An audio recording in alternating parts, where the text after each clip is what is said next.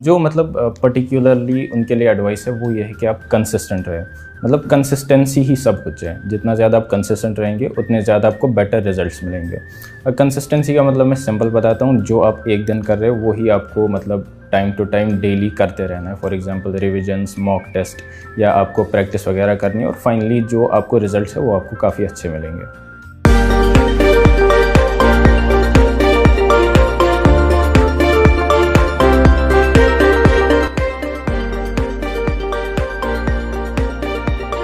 ठीक है। सो पहले तो मुझे ये बताओ यार, कैसा महसूस हो रहा है? ये काफ़ी लोग पूछते हैं, मैं भी पूछूंगा। हाँ। कैसा महसूस हो रहा है शानदार अचीवमेंट के बाद? हाँ, बिल्कुल मतलब काफ़ी सरप्राइज आफ्टर सीइंग कि ऑल इंडिया रैंक 10 है। लाइक स्कोर 710 है, ये पहले से एक्सपेक्टेड था, बट जैसे मैंने ऑल इंडिया रैंक 10 देखी, अब पेरेंट्स भी काफ़ी खुश हुए, मैं भी काफ़ी खुश हुआ। सरप्राइज, शॉक, हैप्पीनेस, मतलब क्या क्या मैं बताऊँ। Blend of emotions Yes. है ना। चलो सो फाइनली, अच्छा ये चीज़ बताओ सबसे पहले कि एक बार अपने बैकग्राउंड के बारे में सबको बताओ, कहाँ से हो, स्कूलिंग वगैरह कहाँ से हुई, सब जानना चाहेंगे इसके बारे में। हाँ, तो मतलब मैं जम्मू एंड कश्मीर से हूँ। मेरी जो स्कूलिंग है वो लोकल स्कूल से ही हुई है अप टू 10th क्लास। फिर 11th-12th में मैंने कोचिंग ली, तो फिर फाइनली नीट मैंने पहले अटैम्प्ट में क्लियर किया with all India rank 10 and 710 marks out of 720। Okay great. तो यार सबसे पहले तो मुझे ये बताओ कि ये तो तुमने अपने बैकग्राउंड के बारे में बताया कि why medicine as a career, और कुछ क्यों नहीं? ये शुरुआत से ही तुम्हारे मन में था कि क्या हुआ ऐसा कि यही फील्ड तुमने चूज़ करी? पहले मतलब क्या था, मैं अराउंड 4th क्लास में था, तो मेरी एक कज़न सेलेक्ट हुई थी इन MBBS। तो फिर उसके बाद फैमिली में ऐसा एक एनवायरनमेंट जैसा बन जाता है कि हाँ अब ये भी सिलेक्ट हुआ, तो मेरा भी इंटरेस्ट डेवलप हुआ, पेरेंट्स का भी यही शौक था। और उसके बाद जब मैंने खुद भी फिर थोड़ा बहुत देखा आगे, तो इसमें मैंने काफ़ी ज़्यादा अपॉर्चुनिटीज़ देखी, जस्ट लाइक पेशेंट्स के साथ इंटरेक्शन। तो कोई फॉर एग्जांपल पेशेंट आपकी वजह से खुश हो तो दैट्स अ प्राइजलेस मोमेंट। तो इन्हीं चीज़ों की वजह से मैं इंस्पायर हुआ, तो फाइनली मैंने यही डिसाइड किया कि डॉक्टर ही बनना है। ओके, सो फाइनली तुमने डिसाइड कर लिया और इतने शानदार रैंक के साथ तुमने क्रैक कर लिया। तो अभी दिल्ली में एडजस्ट कर लोगे ना, उसमें कोई प्रॉब्लम नहीं, इतनी सुंदर जगह से तुम आ रहे हो, है ना? करना पड़ेगा एडजस्ट। हाँ बिल्कुल। So finally AIIMS Delhi. So जैसा सबका ड्रीम कॉलेज होता है एम्स दिल्ली, क्या तुम्हारा भी ऐसा कोई कॉलेज स्पेसिफिक गोल था कि अब मुझे एम्स दिल्ली ही जाना है ना? कि ऐसे बच्चे तैयारी शुरू करते हैं तो लिखते हैं कि my dream college AIIMS Delhi, ऐसा तुम्हारा भी था? हाँ, मतलब पहले इनिशियली जब मैंने 11th में स्टार्ट किया था, तो मेरा यही टारगेट था कि जस्ट एक MBBS कॉलेज मिल जाए, गवर्नमेंट कॉलेज, जो GMC श्रीनगर है, मतलब टॉप कॉलेज हमारे स्टेट का। हाँ। लेकिन फिर जैसे ही मैं पढ़ते गया, विद इन 3-4 मंथ्स मैंने रियलाइज़ किया कि मेरे पास काफ़ी ज़्यादा पोटेंशियल है, तो अब मैं काफ़ी ज़्यादा हाई ड्रीम कर सकता हूँ। तो फिर मतलब अल्टीमेटली एक टाइम आया जब मैंने डिसाइड किया कि नहीं, अब एम्स दिल्ली ही जाना है। तो फिर जो हार्ड वर्क वगैरह वो मैंने कंटिन्यूस रखी, तो फाइनली ये सब अचीव हो पाया। बहुत बढ़िया। तो तुम्हारा 710 स्कोर एक बार सब्जेक्ट वाइज ब्रेक कर दोगे? हाँ, 7 फिजिक्स में 180 आउट ऑफ 180, केमिस्ट्री में 175 and in bio 355 out of 360। ठीक है, सो लेट्स स्टार्ट विद बायोलॉजी। हम सब्जेक्ट वाइज डिटेल स्ट्रैटेजी पर चलते हैं। तो सबसे पहले लोग यही पूछेंगे तुमसे, यार एक नंबर कहाँ, एक क्वेश्चन कौन सा चला गया? हाँ, वो एनाटॉमी वाला गया क्या? हाँ एग्जैक्टली वही क्वेश्चन, सेम क्वेश्चन। ओके ठीक है। तो बायोलॉजी को पहले मैं स्प्लिट अप करता हूँ दो ब्रॉड पोर्शंस में। एक वो पोर्शन जो हेवीली कंसेप्चुअल पोर्शन है, जिसमें समझना काफ़ी, जैसे फिजियोलॉजी के पार्ट्स हुए, जेनेटिक्स का पार्ट हुआ, है ना। एक वो पार्ट है जिसमें तुम ना चाहते हुए भी रटना बहुत पड़ेगा, है ना, कि एग्जाम्पल्स हुए, एनिमल किंगडम, मॉर्फोलॉजी वगैरह।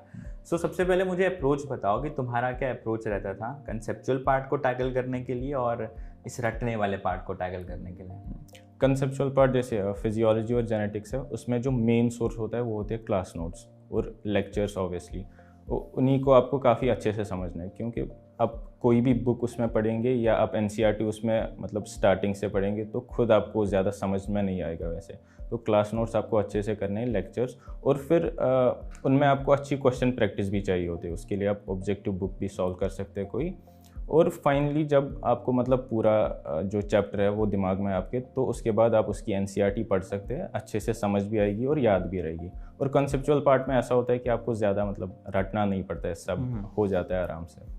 और जो ये है मतलब फॉर एग्जांपल मॉर्फोलॉजी है, एनिमल किंगडम या इकोलॉजी, ऐसे चैप्टर्स, तो उसमें मतलब क्या है कि फॉर एग्जांपल लेक्चर्स तो आपको अटेंड करनी है, लेकिन उसके अलावा मेन फोकस जो उसमें आपका रहना चाहिए NCERT अलॉन्ग विद ऑब्जेक्टिव्स। तो ऑब्जेक्टिव्स भी काफ़ी ज़्यादा उसमें सॉल्व करने, और सिंपली मतलब हो जाता है आराम से, 5-6 रिविजन उसके आप कीजिए तो आराम से याद रह जाता है वो। ठीक है, याद रहने की तुमने बात कही, तो यार एक चीज़ बताओ, ये एक बहुत कॉमन सा क्वेश्चन सामने आता है कि यार याद कैसे करें, मुझे याद नहीं हो रहा है, ये एग्जाम्पल मैं भूल जा रहा हूँ, एग्जाम में जा रहे हैं स्ट्राइक नहीं कर रहा। तो इस तरह की प्रॉब्लम कैसे टैकल करने का सोल्यूशन क्या है तुम्हारे पास?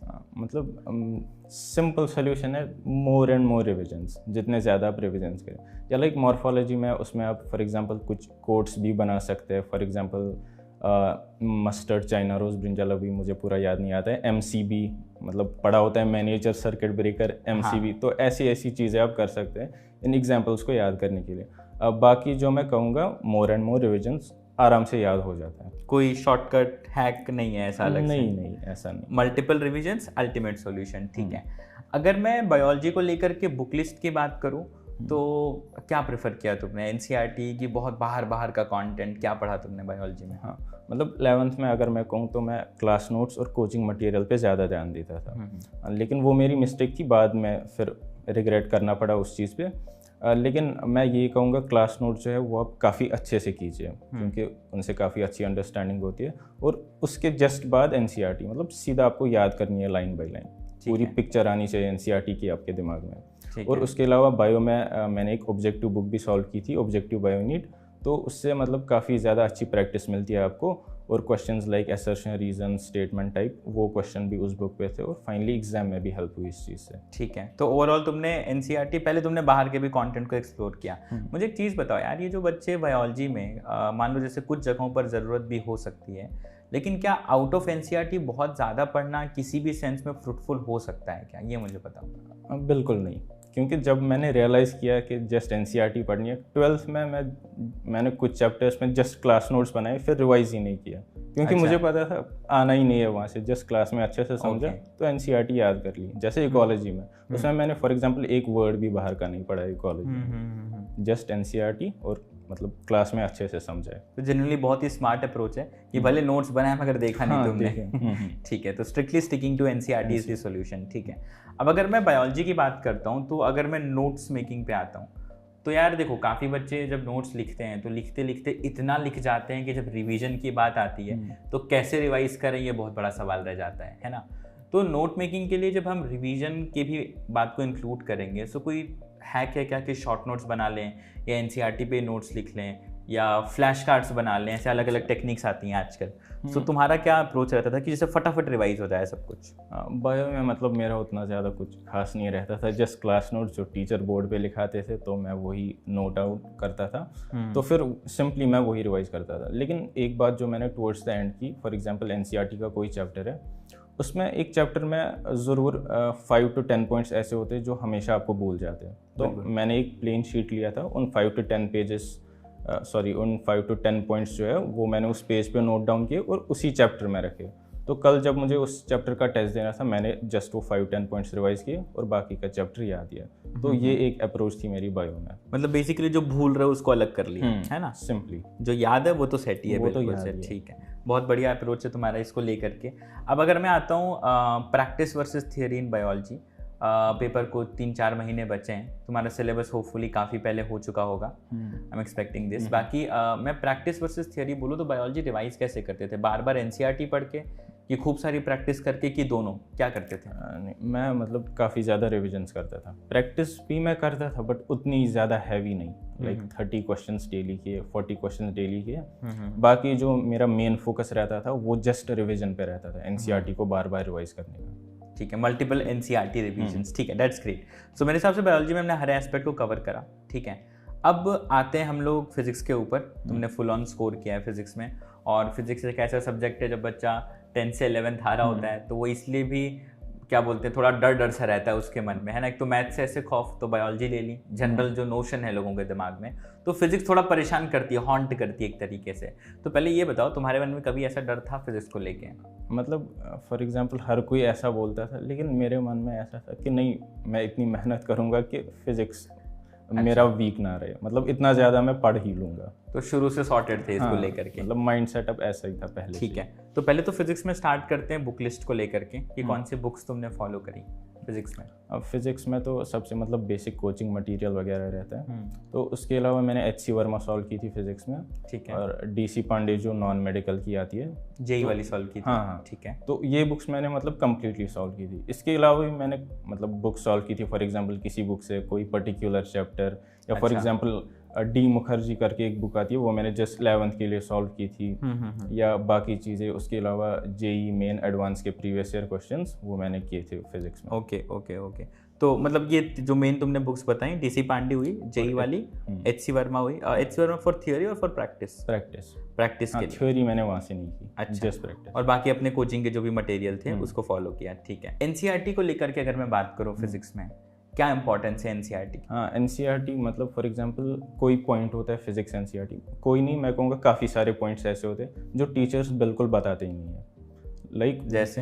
हाँ, जैसे फॉर एग्जांपल पोटेंशियोमीटर एक टॉपिक है फिजिक्स में, उसमें जैसे ऐसा एक पॉइंट दिया, अगर आपको एरर जो है अगर आपको मिनिमाइज करनी है तो बैलेंस लेंथ अराउंड 50 सेंटीमीटर रहनी चाहिए। तो ऐसा पॉइंट मैंने कभी सुना नहीं है किसी टीचर वगैरह से, या जब मैंने, तो ऐसा पॉइंट एनसीईआरटी से निकल के डायरेक्ट फिर नीट में आता है। तो ऐसे पॉइंट्स आपको एनसीईआरटी से जस्ट बाहर निकालने और अपने नोट्स या शॉर्ट नोट्स पे जस्ट मेंशन करने, ताकि फिर वो अच्छे से रिवाइज हो पाए। मतलब एनसीईआरटी रीडिंग इंपॉर्टेंट है? लाइक देखिए 11th में 2 पार्ट से, जो पहला पार्ट है उसकी ऑनेस्टली मैं बताता हूँ, मैंने एनसीईआरटी रीडिंग नहीं की थी, जस्ट पॉइंट्स टू पॉन्डर और समरी। ठीक है। लेकिन जो पार्ट 2 है 11th का और फुल 12th की पार्ट 1 और 2 वो मैंने अच्छे से रीड किया, जस्ट 1 टाइम। लेकिन उसमें से जो इंपॉर्टेंट पॉइंट्स है वो मैंने निकाल लिए, फिर मैंने वही पॉइंट्स मल्टीपल टाइम्स रिवाइज किए। बहुत बढ़िया। तो तुमने काम की चीज़ें निकाल ली और बस।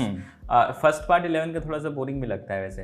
तुमने पढ़ा था वो कभी? असल में मतलब कंसेप्चुअल ज़्यादा है, उसमें ज़्यादा ये याद करने की चीज़ें नहीं। मैकेनिक्स वाला पार्ट लगता है ना। ठीक है, ओके, डन। इसके बाद अगर मैं आता हूँ इसमें एनसीईआरटी एक्सरसाइज और एनसीईआरटी इन टेक्स्ट क्वेश्चंस को लेकर के, तो apart from practicing XYZ books in physics, क्या इस पार्ट को भी तुमने उतनी ही इंपॉर्टेंस दी, एनसीईआरटी के एक्सरसाइजेज और इन टेक्स्ट को? इन टेक्स्ट क्वेश्चंस मैंने सॉल्व किए थे, but towards the end exam में जस्ट आई थिंक 1 मंथ रहा था, बट जो बैक एक्सरसाइज है वो मैंने सॉल्व नहीं की थी ऑनेस्टली। अच्छा। वो नहीं, ये बहुत अच्छा, तुमने ऑनेस्टी आंसर्स दो बिल्कुल से। तो बैक एक्सरसाइजेस नहीं हुई थी, बट इनटेक मतलब एक बार कंसेप्चुअली आ गया तो बन भी जाएगा वो कोई बड़ा डील नहीं है। और उसमें क्या रहता है कि एक तो लंबे लंबे क्वेश्चंस दिए होते हैं और काफ़ी हेक्टिक कैलकुलेशंस, मतलब ऐसे क्वेश्चन नीट में आते नहीं। थोड़ा आलस किया तुमने इसमें, तो इसीलिए मैंने वो स्किप किया। चलो कोई बात नहीं, बट इतना शानदार स्कोर ऐसे ही आ गया है ना, कंसेप्चुअली स्ट्रॉन्ग है तो काम बन जाता है। ठीक है। अब मैं आता हूँ फिजिक्स रिवीजन को लेकर के। तो तुमने जैसा कि नोट्स के बारे में बताया कि तुम जो चीज़ जैसे एक्स्ट्रा पॉइंट्स थे एनसीईआरटी, एक्स्ट्रा क्या, जो छुपे हुए पॉइंट्स थे उनको निकाल के तुम नोट्स पे लिखा करते थे, उसको छोड़ करके कोई फॉर्मूला शीट का रिकमेंडेशन या कुछ फॉर्मूले नहीं याद हो रहे हैं, उसको लेके कोई रिकमेंडेशन फिजिक्स में? हाँ, मतलब जब एग्जाम में अराउंड 8 मंथ्स रहे थे, तो मैंने क्या किया था, मैंने पहले ही चैप्टर से शॉर्ट नोट्स बनाना स्टार्ट किया था। तो मतलब शॉर्ट नोट्स में क्या रहता है, जस्ट आपको फार्मूला नोट करनी है एक चैप्टर की, और कुछ पॉइंट्स होते हैं जो फॉर एग्जांपल क्वेश्चन सॉल्विंग में इंपॉर्टेंट रहते हैं, तो वो चीज़ें मैंने नोट डाउन की थी इन शॉर्ट नोट्स पर, सच दैट कि एक चैप्टर जस्ट 1 और 2 पेजेस पर आ जाए। तो ऐसे ही मैंने पूरा फिजिक्स में किया था। अच्छा। तो उसके बाद मैं जस्ट वही शॉर्ट नोट्स रिवाइज करता था और बस क्वेश्चन प्रैक्टिस। तो फिर जो मैंने इसमें एक चीज़ है छोटी सी कि कुछ बच्चे ना यार शॉर्ट नोट्स बनाते बनाते शॉर्ट नोट्स भी लॉन्ग हो जाते हैं, ये वाली प्रॉब्लम होती है। शुरुआत में हो सकता है यार बच्चे 11th में काम शुरू किया और हो जाता है गलती, तो इसको लेकर ये कोई स्पेसिफिक सजेशन कि यार कैसे शॉर्ट नोट्स को एक्चुअली शॉर्ट रखा जाए? मतलब ये जस्ट मैंने जैसे कहा, जैसे जस्ट फार्मूला नोट करना है और कोई पॉइंट जो मतलब निकालना है आपको नोट से, और फॉन्ट साइज भी छोटा रखना है, ये चीज़ भी आप कर सकते हैं। ओके। और मतलब फिजिक्स में just formulas, those are enough, right. ठीक है, तो इस पार्ट को हम यहाँ रखते हैं। अच्छा, एक चीज़ और बताओ, फिजिक्स में जब हम प्रैक्टिस पे आते हैं, ठीक है, तो मान लो मैंने एक मॉक देना शुरू किया फिजिक्स का, है ना। अब मैंने पहले 2 क्वेश्चन किए, मैं तीसरे पे अटक गया, है ना, बड़ा टफ प्रॉब्लम था, बन ही नहीं रहा, मिक्स कॉन्सेप्ट प्रॉब्लम आ गया। अगले क्वेश्चन पे फॉर्मूला भूल गया, ठीक है। उसके अगले पे आया एक इतना खतरनाक, मतलब थोड़ा सा मेंस, जेई मेंस से ऊपर लेवल पे चला गया, नीट का एक क्वेश्चन। अब 3 क्वेश्चन लगातार मेरे बने नहीं है, कॉन्फिडेंस खत्म है। अब बाकी पेपर कैसे अप्रोच करें? क्या ऐसा सिचुएशन कभी तुम्हारे साथ आया, और अगर आया तो तुमने इसको टैकल कैसे किया? फॉर एग्जाम्पल हाँ, कभी कभी आता था कोई एक क्वेश्चन बीच में जो फर्स्ट अटेम्प्ट में मेरे से नहीं होता था, तो सिंपली जस्ट मैंने क्वेश्चन वहीं पर रखा, मैं आगे बढ़ता गया। इन केस 2-3 क्वेश्चन ऐसे लाइन में हो तो वो डेलिबरेटली एग्जामिनर वैसा करता है, क्योंकि आपको मतलब पैनिक सिचुएशन में डालने के लिए। हाँ। तो अगर 2-3 क्वेश्चन ऐसे मिल रहे तो आपका माइंड सेटअप ऐसा होना चाहिए कि हाँ आगे का पेपर जो है वो आसान होगा। उसके बाद जब आप 5-6 क्वेश्चंस करेंगे आपका कॉन्फिडेंस फिर अपनी जगह वापस आएगा और लास्ट में आप वो क्वेश्चन फिर आराम से कर सकते हैं। ओके, तो ये अप्रोच तुमने सही से बताना शुरू से था कि इवेंचुअली डेवलप हुआ? बिकॉज 11th में जब बच्चा आता है ना तो यार परेशान हो जाता है फिजिक्स से, करते करते डर बैठ जाता है उसके मन में कि हम कैसे करें, है ना?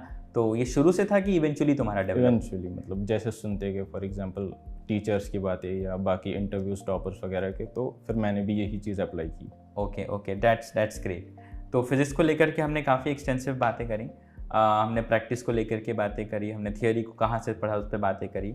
अब आते हम लोग थोड़ा सा फिजिक्स को लेकर के एग्ज़ाम टाइम फ्रेम से करीब 1-2-3 महीने पहले, ठीक है? इस टाइम पर क्या करते थे ज़्यादा, प्रैक्टिस कि बार बार फॉर्मूला रिवीजन, क्या करते थे फिजिक्स में?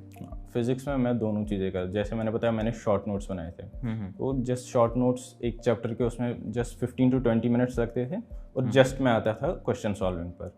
तो ये चलता था फिजिक्स में उस टाइम पे, और साथ ही साथ में मॉक टेस्ट भी दे रहा था, तो वहाँ से भी फिजिक्स की प्रैक्टिस हो जाती थी। ओके, तो मॉक टेस्ट प्लस जो फॉर्मूला कॉपी थी उसका रिवीजन, ये लास्ट फ्रेम में चल रहा था, बिल्कुल ठीक है। Okay, done. तो अब हम चलते हैं थोड़ा सा अब फिजिक्स की बात रखते हैं, हमने बायोलॉजी पे बात करी, फिजिक्स की बात करी, प्रिपरेशन में थोड़ा अप्स एंड डाउन्स पे चलते हैं, ठीक है? बट एक सिप चाय भी जरा सा हो जाए, ठीक है? नहीं लोगों को लगेगा ऐसे ही हमने रखी हुई है, ठीक है? तो एक सिप बिल्कुल से लो। और हाँ, तो मैं आता हूँ अगले एस्पेक्ट के ऊपर। तो अब देखो, प्रिपरेशन फ्रेम की बात करूँगा तो हर बच्चा काफ़ी अप्स और डाउन्स फेस कर रहा होता है, ठीक है? काफ़ी बार ऐसा होता है कि एन नंबर ऑफ कॉजेज़ की वजह से बैकलॉग भी बन जाता है और तुमने फर्स्ट अटेम्प्ट में क्रैक करा है। तो ये भी रहता है कि काफ़ी बच्चे 12th में आके कहते हैं यार हमने 11th में चैप्टर अच्छे से नहीं पढ़ा, हमने ये गड़बड़ी कर दी, है ना? तो कहीं ना कहीं अंदर रह जाता है और वो दिमाग में बैठा रहता है कि यार एक बार इसको और पढ़ लेना चाहिए। फिर धीरे धीरे बच्चा टाइम मैनेजमेंट क्राइसिस में चला जाता है। तो क्या कभी ये चीज़ फेस किए थे, ये बैकलॉग वाली चीज़ तुमने फेस करी थी क्या? हाँ बिल्कुल, 11th में मेरे मतलब कुछ चैप्टर्स बैकलॉग रहे थे, क्योंकि 11th में मतलब माइंड उतना मैच्योर नहीं होता कि आप हर कोई चीज़ परफेक्टली मैनेज करें। लेकिन जैसे ही 11th का सिलेबस हमारा ख़त्म हुआ तो मैंने वो पार्ट्स आइडेंटिफाई किए जो एज बैकलॉग रहे थे मेरे। तो उसके बाद मतलब मैंने जस्ट उन्हीं का फिर रिविज़न किया, क्योंकि यहाँ से सिलेबस पूरा कंप्लीट था और वहाँ से हमारा बोर्ड एग्ज़ाम भी था। हमारा मतलब असल में जम्मू एंड कश्मीर में नवंबर या दिसंबर में बोर्ड होता है। अच्छा। हमारा मार्च में नहीं होता। तो वहाँ से मुझे वो बेनिफिट भी मिला था, तो मैंने वो चैप्टर्स उसी टाइम फ्रेम में रिवाइज़ किया। उसी टाइम पे पूरा बैकलॉग कवर नहीं हुआ। जब 12th भी स्टार्ट हुआ, in initial 2-3 months of class 12 जो फिर भी पार्ट रहता था वो मैंने उस टाइम पे कवर किया, क्योंकि इनिशियली उतना ज़्यादा बर्डन नहीं रहता है, मतलब जब आप नई क्लास में जाते हैं। तो ऐसे मैंने अपना बैकलॉग कवर किया था। ओके, ठीक है। अब इसमें एक और चीज़ हम इंक्लूड करते हैं इसी प्रिपरेशन टाइम फ्रेम में, जो मेरे पास अप्स हैं डाउन्स हैं, यानी कि हर बार हम अपना मतलब बेस्ट देने चाहते हुए भी हम बेस्ट परफॉर्म नहीं कर पाते हैं, है ना? तो कभी कभी डाउन वाले फेजेस आते हैं जब गंदे स्कोर आ रहे हैं, है ना? कभी पढ़ रहे हैं समझ में नहीं आ रहा, किताब खोल के बैठे हैं, बस खोल के ही बैठे हैं। ऐसा कभी होता था तुम्हारे साथ? हाँ, बहुत बार बहुत बार होता था। तो अब सच सच बताना यार, इसको टैकल कैसे करते हैं? काफ़ी बच्चों के मन में ही आता है और जनरली काफ़ी बच्चे इस चीज़ को फेस भी करते हैं, तो इसको टैकल कैसे करते हैं?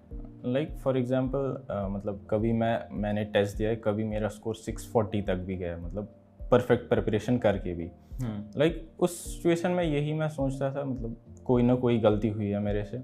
उसके बाद में जो मॉक टेस्ट था वो मैं अच्छे से एनालाइज करता था। जस्ट मैंने कभी कैलकुलेशन एरर की होती थी या कभी नॉट करेक्ट को करेक्ट स्टेटमेंट, मतलब ऐसी मिस्टेक्स होती थी।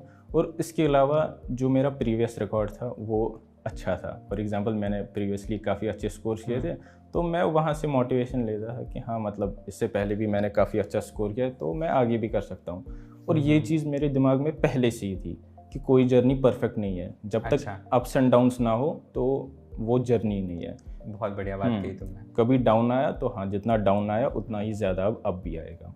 बिल्कुल बिल्कुल, वो इलास्टिक रिकॉइल जैसा है ना, नीचे जाओगे तो फिर उछल के ऊपर भी जाओगे। बिल्कुल, बहुत सुंदर बात कही तुमने और बड़ा अच्छा अप्रोच है जेन्युइनली, ठीक है। अच्छा, इसमें ये भी एक फ्रेम रहता है, ये तो चलो तुमने एक बात कही, लेकिन फिर भी यार काफ़ी बार ऐसा भी होता है ना, किसी दोस्त के ज़्यादा नंबर आ गए, है ना? तो भी लगता है कि यार इसके तो पिछले में कम आ रहे थे, अब मेरे से ज़्यादा ले आया। ये चीज़ प्रिपरेशन टाइम फ्रेम में कैसे अफेक्ट करती है खुद को? और इसके साथ साथ एक और चीज़ इसमें इंक्लूड करना कि काफ़ी बार ऐसा भी होता है ना कि घर वाले भी और कभी कभी अड़ोसी पड़ोसी भी बोल के चले जाते हैं कि यार तुम्हारे उस टेस्ट में तो मतलब अगर उनका भी बच्चा तैयारी कर रहा हो तो ऐसे भी फेजेस आते हैं, तो ऐसी चीज़ों को कैसे डील किया जाता है? हाँ, मतलब फॉर एग्जांपल कभी फ्रेंड्स के ज़्यादा मार्क्स आए अपने से, तो वो चीज़ तो फिर आपको फोर्स करती है ज़्यादा हार्ड वर्क करने पे। तो वो चीज़ मैंने की, मतलब फॉर एग्जांपल इनके ज़्यादा रहे तो नहीं, इन्हें पीछे छोड़ना ही है। अच्छा, हाँ, ये तुम्हारे दोस्त सुन रहे होंगे। बिल्कुल। हाँ। बाकी आपको घर वाले बोले या कोई अड़ोस पड़ोस बोले, वो मैं ज़्यादा सीरियस नहीं लेता था, क्योंकि मुझे पता था मैं क्या कर रहा हूँ, मुझे कैसे करना है आगे। चलो, बड़ा अच्छा अप्रोच है कि तुमने अपने ऊपर कॉन्फिडेंस रखा, है ना। और कॉन्फिडेंस ऐसा नहीं कि कभी ओवर कॉन्फिडेंस हो गया, हमेशा इसको बैलेंस रखा कि हाँ मैं कर लूँगा, है ना। और अप्स डाउन चलते रहते हैं, बड़ी अच्छी बात की, ठीक है। तो अब हमने 2 सब्जेक्ट से बात करी, अप्स डाउन से बात करी, बैकलॉग से बात करी। अब एक थोड़ा सा एक और सब्जेक्ट है केमिस्ट्री, उस पर भी चले आते हैं हम लोग, बिल्कुल ठीक है। तो केमिस्ट्री को स्प्लिट अप करते हैं इनऑर्गेनिक, ऑर्गेनिक, फिजिकल में, और शुरुआत करते हैं इनऑर्गेनिक से। और सबसे पहला क्वेश्चन इनऑर्गेनिक को लेकर कि यार याद नहीं हो रहा कि याद कैसे करें इसको, इतना सब याद करना, इतने फैक्ट्स हैं, क्या मैनेजमेंट तुमने तरीका रखा है इसको लेकर के? हाँ, याद करने का सिंपल, फिर से सेम आंसर, मल्टीपल रिविजन्स। तो इनऑर्गेनिक में क्या था, मैंने जब क्लासेस में देता था तो क्लास नोट्स में अच्छे से बनाता था और उनका रिवीजन में अच्छे से करता था। उससे क्या हुआ, उससे जो एनसीईआरटी रीडिंग है वो काफ़ी ज़्यादा आसान हुई। ओके। तो मैंने एनसीईआरटी के भी मल्टीपल रिविजन्स किए, और सबसे इम्पॉर्टेंट पॉइंट जो मैंने ऑर्गेनिक में किया, मैंने उसके भी शॉर्ट नोट्स बनाए। ओके। हाँ, तो उसमें मैं ऑलमोस्ट हर कोई पॉइंट कवर करता था with very small font size. तो उससे जस्ट हमारे शॉर्ट नोट्स ये हो गए कि तुमने फॉन्ट छोटा कर दिया। हाँ, आई थिंक। हाँ, बाकी ओके, ऑलमोस्ट सब इन्फॉर्मेशन रहती थी उनमें, जस्ट 2-3 पेजेस में पूरा चैप्टर आ जाता था। तो फिर उन्हीं शॉर्ट नोट्स के मैंने काफ़ी ज़्यादा रिविजन्स किए। अच्छा, तो ये मेरी स्ट्रैटेजी थी इनऑर्गेनिक में। ओके।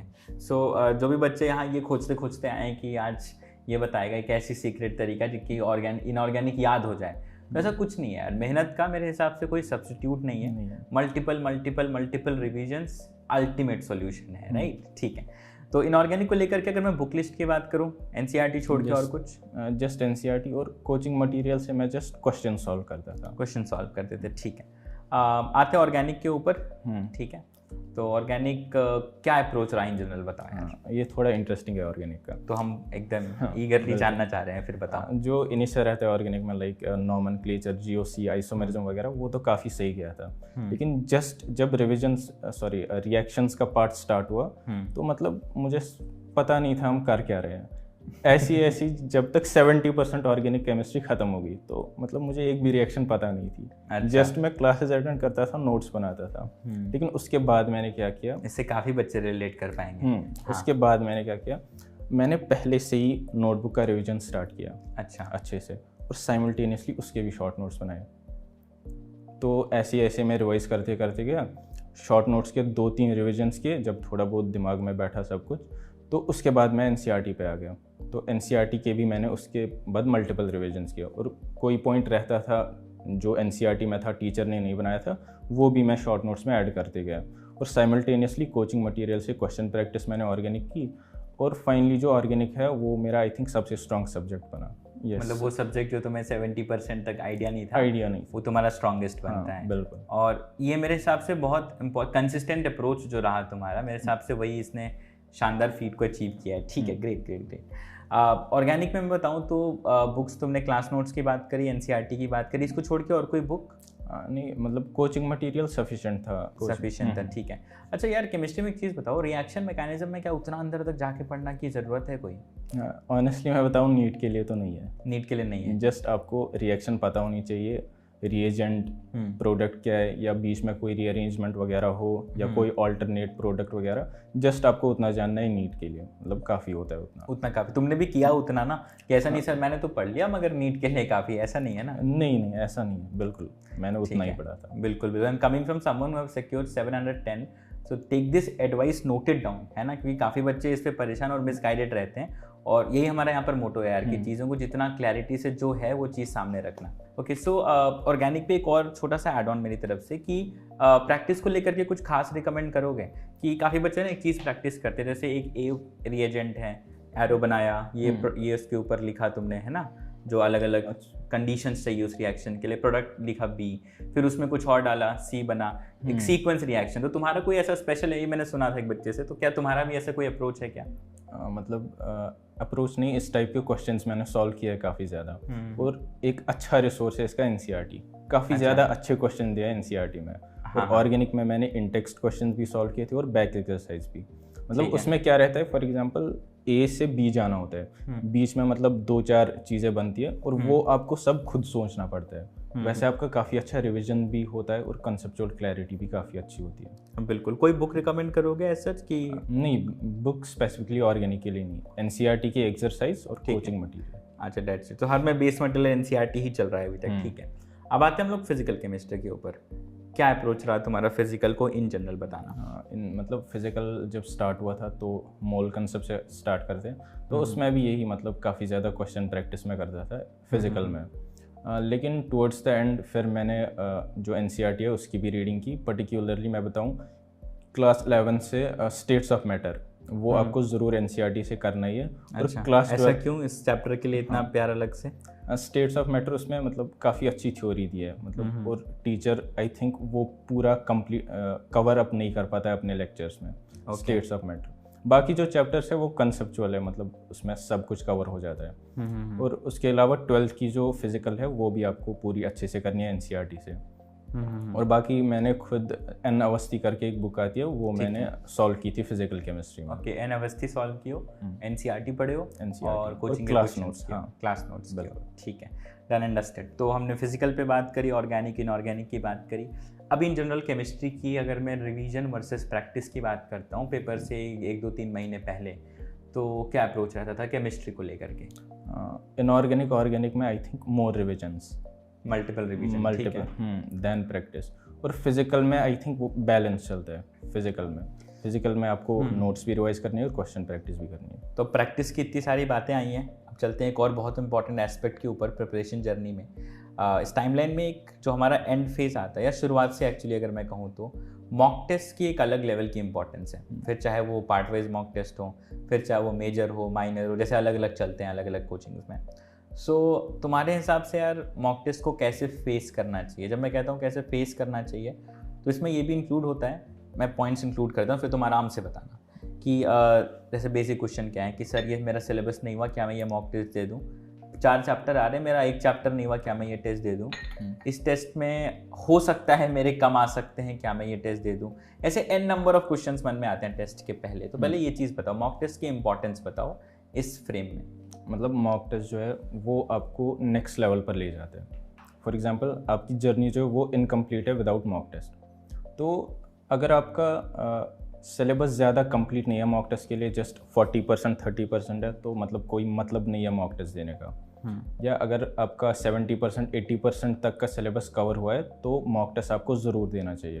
और मॉक टेस्ट में आपको देखना क्या है, आपको जस्ट सीखना है मॉक टेस्ट से, उससे आपको खुद को जज नहीं करना है। फॉर एग्जांपल आपके कम मार्क्स आ रहे हैं तो आप ये बताएंगे कि मेरे फाइनल एग्जाम में भी इतने ही मार्क्स आएंगे। जस्ट आपको सीखना है मॉक टेस्ट से।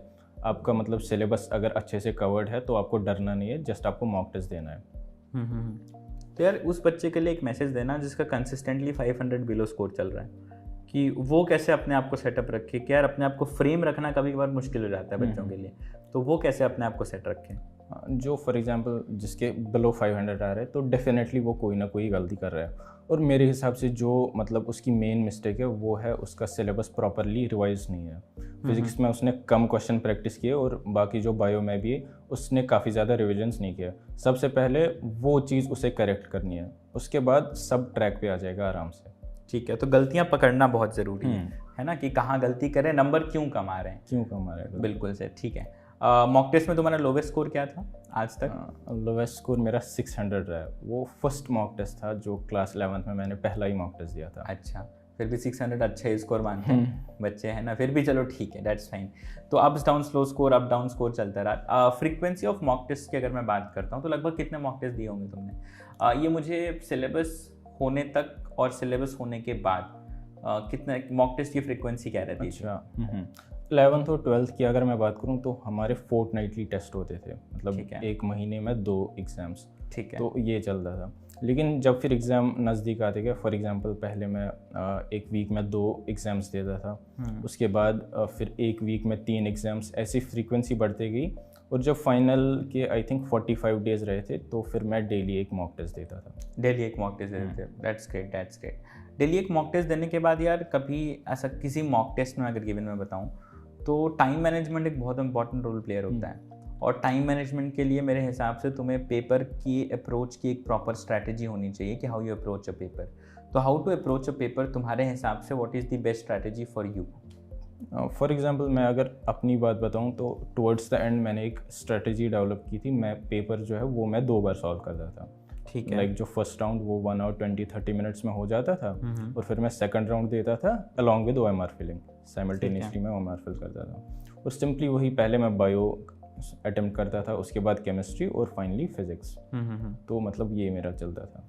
तो बायो केमिस्ट्री फिजिक्स ये हर बार शुरू से ऐसा करते थे कि धीरे धीरे डेवलप किया तुमने ये? 11th-12th में मैं पहले फिजिक्स से स्टार्ट करता था, फिर केमिस्ट्री एंड देन बायो। लेकिन जब फिर थोड़ा बहुत नज़दीक आते गया तो फिर मैंने मतलब रियलाइज़ किया नहीं ऐसे इंपॉर्टेंट है आई थिंक पहले बायो फिर केमिस्ट्री देन फिजिक्स।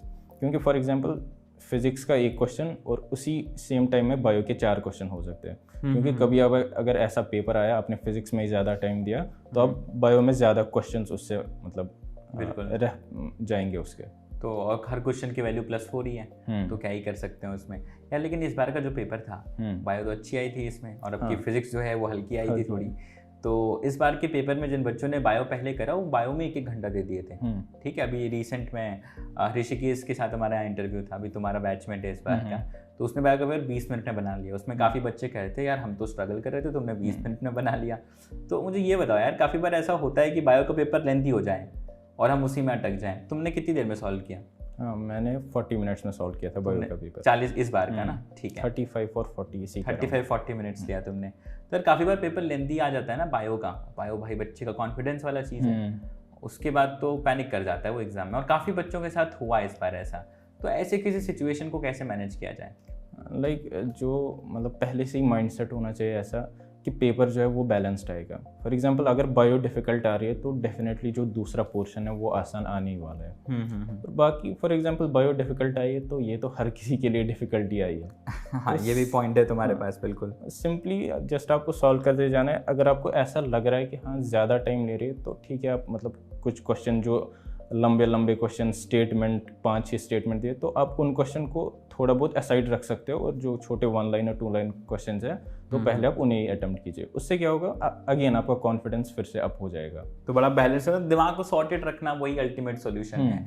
इसमें और कोई एक्सटर्नल सोर्स ऑफ मोटिवेशन नहीं आ सकता। सिंपली काम रहना है आपको, बस काम रहना है। ठीक है, तुमने एक बात बहुत आसानी से कही है, सिंपली काम रहा। मुश्किल होता है ये काम वैसे, इवेंचुअली तुमने भी डेवलप किया होगा वैसे। ठीक है, इस बार का पेपर जो था बायो का मतलब देखो, क्योंकि जो लास्ट 2 साल से पेपर आ रहा है वो बायो का ऐसा आ रहा है कि यार बायो तो हो जाएगा, कोई सीरियसली नहीं ले रहा था। तो जब तुमने पहली बार बायो के इस बार के पेपर को अप्रोच किया तो कैसा रहा? मतलब कि यार स्टेटमेंट बेस्ड बड़े क्वेश्चन, अच्छा पेपर था जेन्युइनली बहुत। तो अप्रोच कैसे किया तुमने पेपर को? जो वैसे स्टेटमेंट्स, असर्शन, रीजंस वगैरह वो मैं प्रैक्टिस करता था एग्जाम से पहले भी। ऑलरेडी करते थे, सबसे ज़रूरी बात। क्योंकि मुझे मतलब पहले से ऐसा लग रहा था कि इस बार ऐसा होगा। तुम्हें पता तो नहीं था क्या आने वाला है? तो मतलब ऐसा लाइक एक्सपेक्टेड था, क्योंकि उतना आसान पेपर भी वो ज़्यादा स्टैंडर्ड नहीं रहता है। तो डेफिनेटली ये एक्सपेक्टेड था कि एनटीए जो पेपर का लेवल है वो थोड़ा अप करेगा। तो मतलब पहले से ही पता था लाइक इन क्वेश्चंस को कैसे अप्रोच करना है। और वही मैं पेपर 2 बार करता था। जब मैं एक क्वेश्चन दूसरी बार करता था तो फिर कॉन्फिडेंस आ जाता था कि हाँ ये अब सही हुआ होगा। ये बताओ, तुम कहते हो पेपर 2 बार तुम करते थे, पहली बार में 1 घंटे 20 मिनट में तुमने कर लिया पेपर, तो 1 घंटे 20 मिनट में सारे क्वेश्चन हो जाते थे? मतलब सारे क्वेश्चन कभी मतलब 1 या 2 क्वेश्चन रहते थे जो इक्का दुक्का रहता था, लेकिन मेजॉरिटी हो जाते थे। मुझे ये बताओ 1 घंटे 20 मिनट में पेपर कैसे करते थे? अच्छा हाँ, ये सब पूछेंगे तो मैंने पहले ही पूछ लिया on behalf of you guys. हाँ बताओ। सिंपली मतलब आपको क्या करना है, आपको अपनी स्पीड फास्ट करनी है। कैसे यार? और ये तो बहुत डायरेक्ट सॉल्यूशन वो कैसे आपको करना है, आपको अगेन मल्टीपल रिविजन्स। जितना ज़्यादा चीज़ें आपके दिमाग में होंगी उतना ज़्यादा क्वेश्चन पढ़ती है आपको स्ट्राइक होगा कि आंसर क्या होने वाला है। और फिजिक्स में क्या है, आपको काफ़ी ज़्यादा प्रैक्टिस करनी है, क्योंकि जैसे आप क्वेश्चन देखेंगे इंस्टेंटेनियसली उसका प्रोसीजर आपके दिमाग में आना चाहिए। सिंपली मैं ऐसा कहूँगा, आपने वैसा क्वेश्चन किया होना चाहिए, उतनी ज़्यादा प्रैक्टिस आपको करनी चाहिए। ओके, तो अल्टीमेट प्रैक्टिस। ठीक है, और बताओ, मैं टेक अवेज नोट डाउन कर रहा हूँ। मल्टीपल रिवीजन, अल्टीमेट प्रैक्टिस, और कुछ? प्रैक्टिस और बस। और जो आप प्रैक्टिस कर रहे हैं, फॉर एग्जांपल आप किसी ऑब्जेक्टिव बुक से क्वेश्चन सॉल्व कर रहे हैं, उस टाइम पे भी आप कोशिश कीजिए कि आप तेज़ तेज़ सॉल्व करने की कोशिश करें। तेज़ में यार गलतियाँ बहुत होती हैं।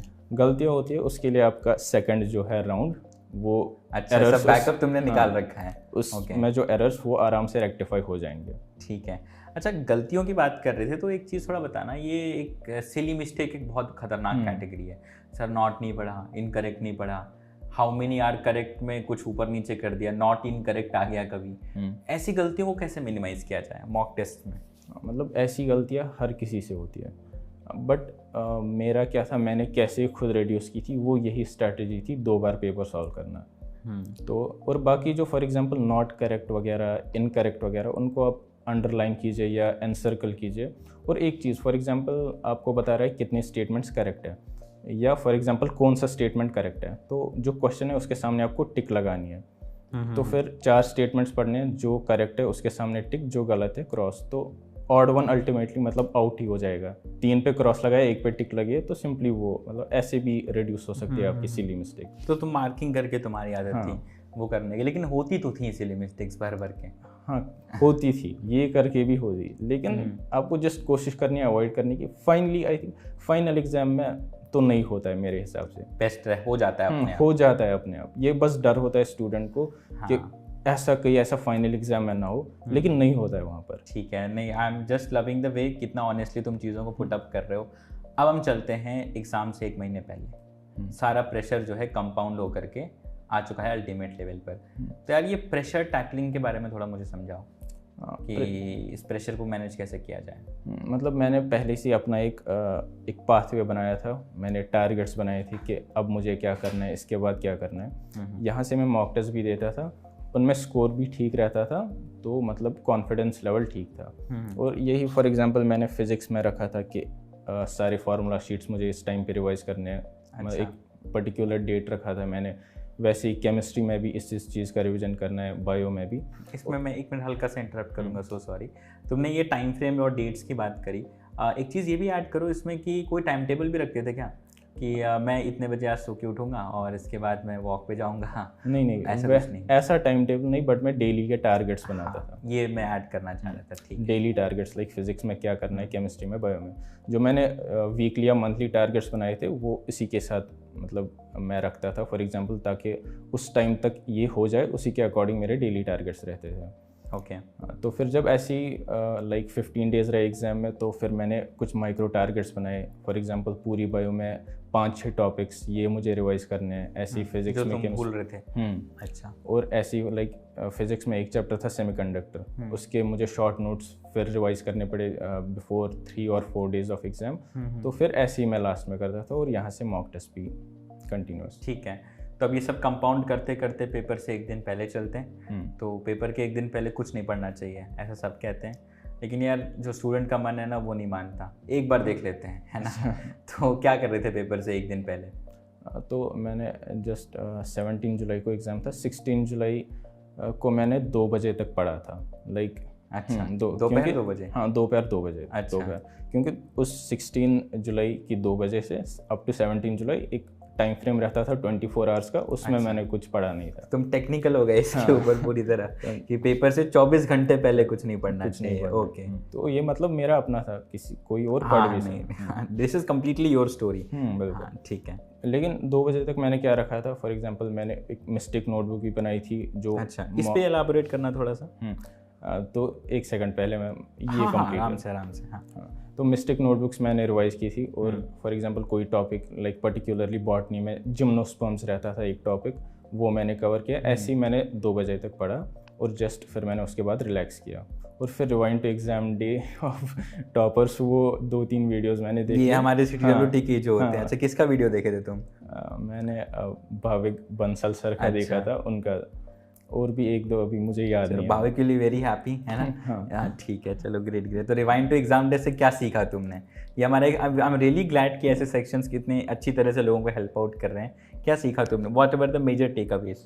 मतलब उससे मैंने फॉर एग्जांपल उन्होंने कहा कि मैं आराम से एग्ज़ाम देने गया, जैसे मैं पिछले मॉक टेस्ट में अच्छा कर रहा था सेम वैसे ही मैंने नीट में भी अच्छा किया, तो मेरे पास भी मतलब मैंने भी अपने मॉक टेस्ट में अच्छा किया था, तो अब यही एक्सपेक्टेशन थी कि मैं नीट में भी अच्छा करूँगा। उससे भी काफ़ी कंफर्ट हुआ, मतलब बिल्कुल वो पैनिक सिचुएशन वगैरह नहीं हुई जैसी होती है स्टूडेंट्स को यूजुअली 1 और 2 डेज बिफोर द एग्ज़ाम। हाँ तो फिर फ़ायदा ही आया उससे।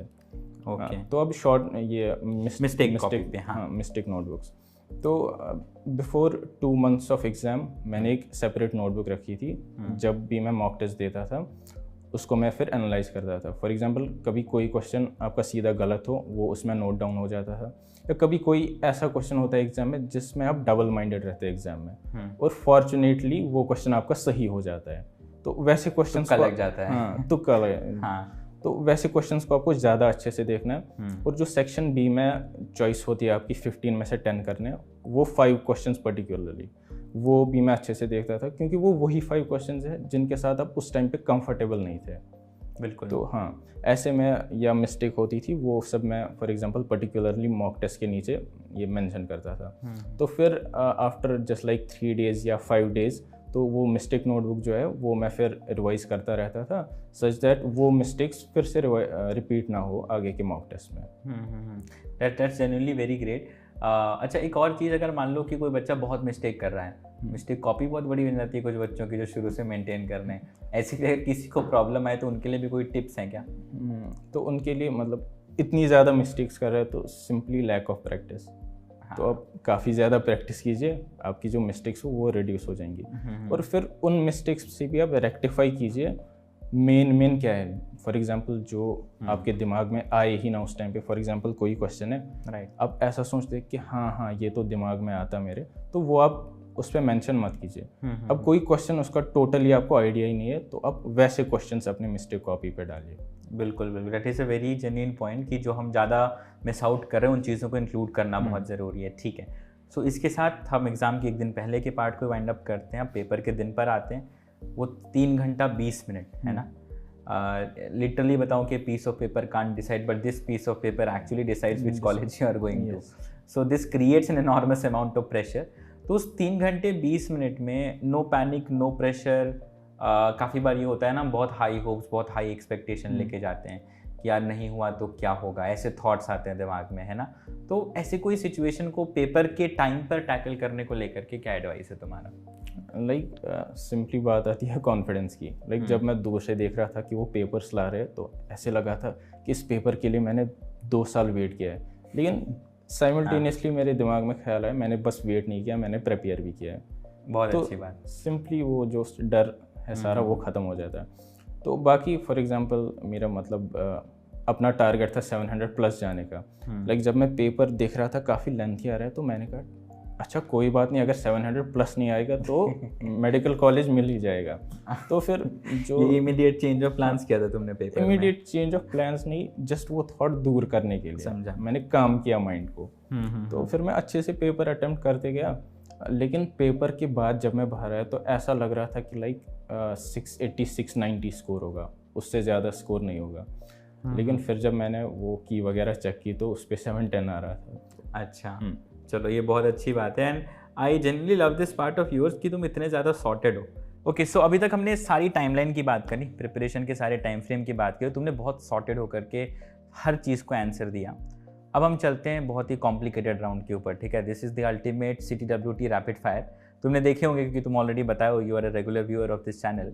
सो हम इस पे आते हैं। अब इसमें मैं तुम्हें कुछ बहुत फटाफट सवाल पूछने वाला हूँ और तुम्हें बहुत फटाफट उसके जवाब देने। तो ऑल सेट? ठीक है, चलो। So let's start with this CTWT rapid fire now.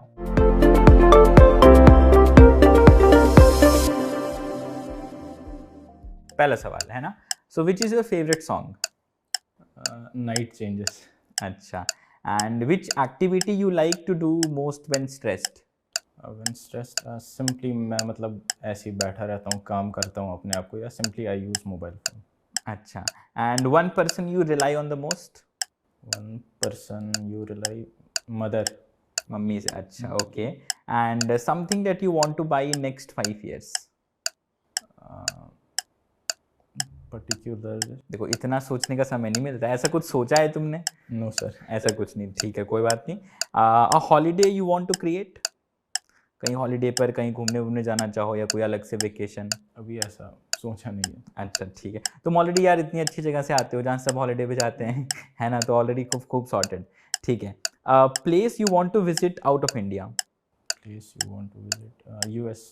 अच्छा, ऐसा कोई specific choice, reason? For medicine I think. अच्छा, इसी को लेकर के एज ए कैरियर, ठीक है। And a food you want to try?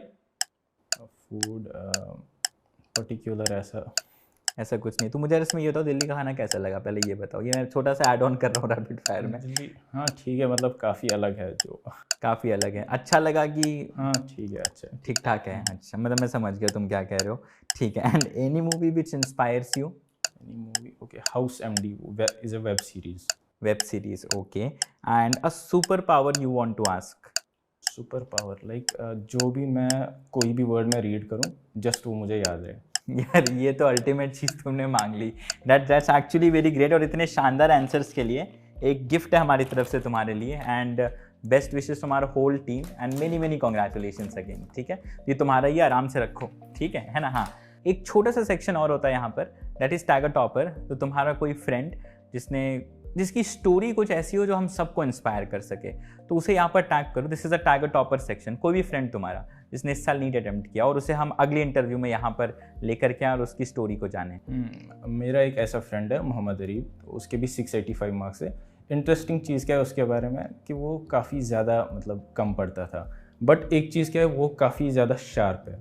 For example वो जस्ट 2-3 आवर्स दिन में पढ़ता था और फाइनली उसने एक काफ़ी अच्छा स्कोर अटेन कर पाया, तो वो एक काफ़ी अच्छी चीज़ है उसके बारे में। ओके, सो बिल्कुल हमारी कोशिश रहेगी कि हम आने वाले इंटरव्यूज़ में यहाँ पर उसको बुलाएं और जाने कि कम पढ़ के ज़्यादा कैसे सीखें, है ना। बिल्कुल से। Okay, so before we end this interview यार, एक message for all the NEET aspirant जो भी आने वाले ईयर्स में नीट देने वाले होंगे, उन सभी के लिए तुम्हारा एक मैसेज। जो मतलब पर्टिकुलरली उनके लिए एडवाइस है वो ये है कि आप कंसिस्टेंट रहें।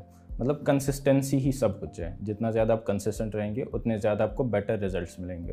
और कंसिस्टेंसी का मतलब मैं सिंपल बताता हूँ, जो आप एक दिन कर रहे हो वो ही आपको मतलब टाइम टू टाइम डेली करते रहना है। For example revisions, mock test, या आपको प्रैक्टिस वगैरह करनी है, और फाइनली जो आपको रिजल्ट्स है वो आपको काफ़ी अच्छे मिलेंगे।